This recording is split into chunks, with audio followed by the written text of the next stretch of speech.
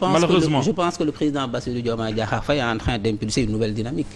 moom je pense que nekkul ci loolu xam nga tey moom yomboon na ci moom trop mu nekk ci ndaataatalaxu politique bi aujourd'hui regardez les actes qu'il pose. Regardez les actes qu'il pose. Il s'ouvre à tous les talents de ce pays. Il veut qu'on discute, il veut qu'on apaise, il initie le dialogue, il dialogue avec toutes les forces vives. Mais quand même, mais dëkk dañ koy waxtaane Mamadou. Vous êtes dans un pays. Sénégal, on a toujours discuté, quand on fait pas, quand on fait mais là, on a changé concrètement. Quand Sénégal, on fait pas blabla, on fait boum boum. Mais au moins, ça nous a permis d'avoir un pays stable, Mamadou. buñ ko xeeb.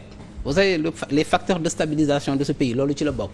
suñu kilifa diine yi nekk fii ñu am ay mag ñu rus parce que am na dëkk yoo xam ne ni amuñu mag bu ñu rus. Et donc ça c'est un héritage. Et moi je suis très ravi de voir le président de la République à chaque fois être dans cette dynamique parce que Mamadou par-dessus tout gis nga àdduna bi yàlla moo ko moom. kii yeewu suba yàlla rek ko xam.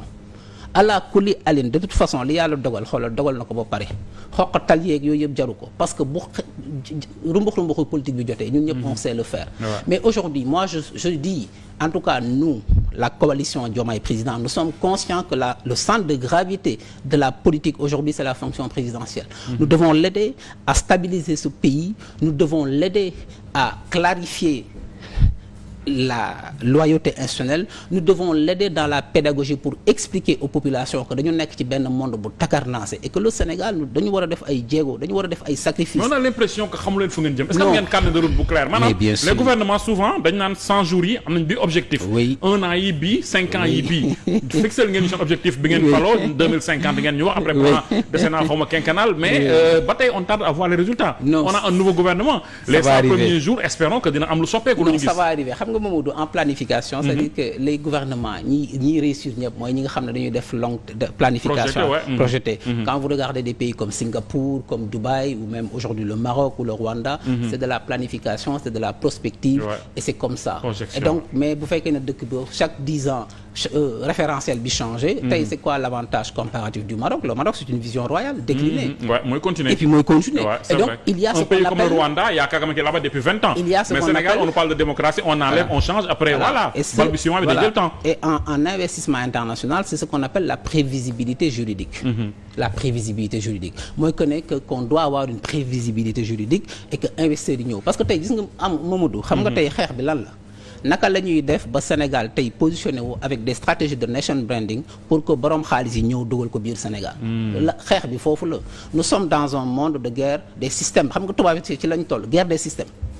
ci yooyu lañ toll moomu. Mais avec notre qui ne cesse d'être revue à la baisse ce sera très compliqué. Mais non xam nga la note ça c'est des conjonctures des marchés.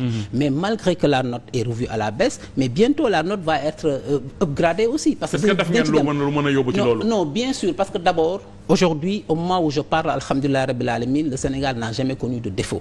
Et je dis encore une fois nous avons des actifs stratégiques. actifs bi ci ëpp solo c'est la stabilité gis nga lan moo tax tey marché sous-régional yi ñi di lebal Sénégal.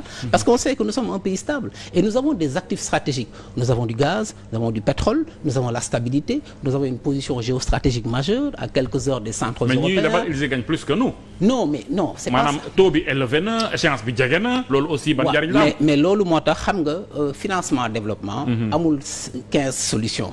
On finance l'économie d'un pays de 3 façons. Soit par un budget national, c'est le budget de l'État, soit par la dette souveraine, mooy li ñuy lebi, ou par les investissements étrangers, ce qu'on appelle les IDE. Donc, tey le budget, nous sommes aujourd'hui une des priorités de ce gouvernement, c'est de mieux taxer et non pas de taxer plus, parce qu'il ne faut pas de pression fiscale, il faut élargir la base fiscale. Et ça, ce qu'on appelle mieux taxer et non pas taxer plus, parce qu'il ne faut pas étouffer l'économie. Est-ce différent de ce qu'on a vu ces derniers mois avec Ousmane Sonko? Taxation métti woon na. Non, il parlait d'élargissement de l'assiette fiscale. Mais aujourd'hui, moi j'ai entendu le Premier ministre Alamine Lo dire qu'il faut évaluer le presse. C'était quoi le presse? On devait, je pense, mobiliser 600 milliards. Nous sommes à 66 milliards. Nous sommes à peu près 10% de mobilisation. Voilà ce que nous devons évaluer. C'est rien du tout ça. Non mais parce que Mamadou gis nga at the end of the day li coow li di bëri yëpp. xoolal li coow li di bëri yëpp nee naa la. affaire bi nañ ko teg ci temps au-delà vacarme beeg coow li parce que xoolal au Sénégal am na ay borom xam-xam yu fi nekk. yoo xam ne xoolal dinañ tey toog focus ñu jubban ci dëkk bi.